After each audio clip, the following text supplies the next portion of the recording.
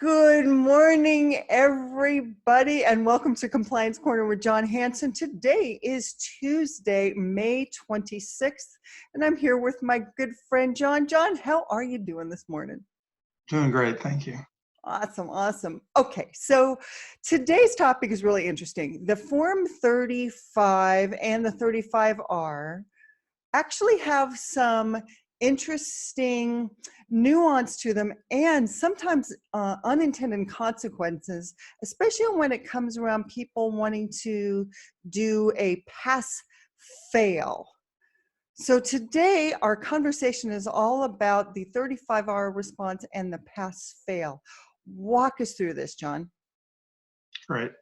Okay, yeah, I see this happen a lot in these markets that are a seller's market where the seller maybe has multiple offers and they're willing to accept a particular one as long as they're willing to not, go to the extent of the inspections and then all of a sudden pile a bunch of expensive things on them at the last minute. And so they change it, or the listing agent wants to change it or modify it by way of counteroffer to say the inspection is to be a pass-fail only. And so they include that Form 35, but they just have some wording to hopefully modify it. Is there intent? And and that's what I wanted to get across here this morning is that that's what would happen. Is it would be an intent, an expression of intent only. It's not going to contractually really modify the agreement. Mm-hmm. It really doesn't modify it anyway because that 35 is still there. The buyer can still adhere to what's on the 35, which is that they could check that box after their inspection, that third or fourth box. For the buyer's response, which is that they are asking the seller to do certain modifications. Okay, so what that would do is if the buyer did that, it would break a trust maybe that they had going on with the seller, but contractually they're in line to do that. And the problem in this dynamic is that maybe the seller's whole intent changes, as they're moving on here. The seller's starting to get excited about closing and moving on in their life, and they're thinking, maybe if the buyer asks, to have a light bulb changed or something, I'll do it, so to speak. And so that itself is something we don't want to take away from the seller necessarily, and we don't want to box the buyer into a corner thinking that they can't ask for something simple that they either have to terminate or get out of the way. Okay. It's a pretty stark, slap in the face to the seller when the buyer's just gone all of a sudden, when the buyer had started counting their money and stuff.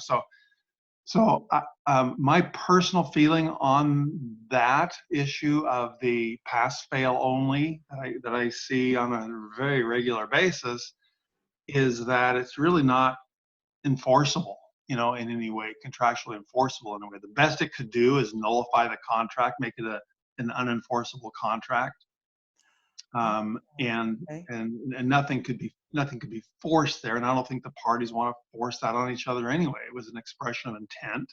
Sometimes a listing agent can be really,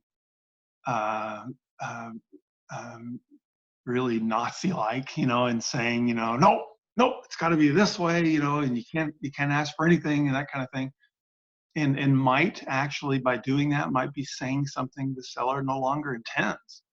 And so you would want to be just really in tune with your client, what they want, how they want you to handle it, all the way through, because it may be that the fix is a simple fix and the buyer really wants it done and the seller really doesn't mind doing it, and Right. at that point, and we shouldn't be interjecting ourselves into this thinking that we contractually have something binding when we really don't. Mm-hmm. It's just a simple expression of intent. Gotcha. It's interesting, John. So many times when you and I talk, it seems to come down to negotiation.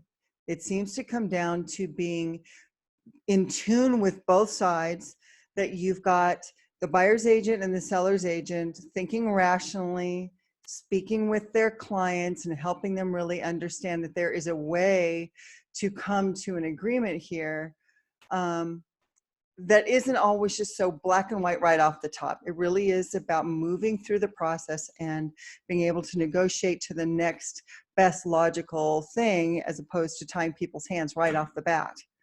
Right, right, exactly, Kole.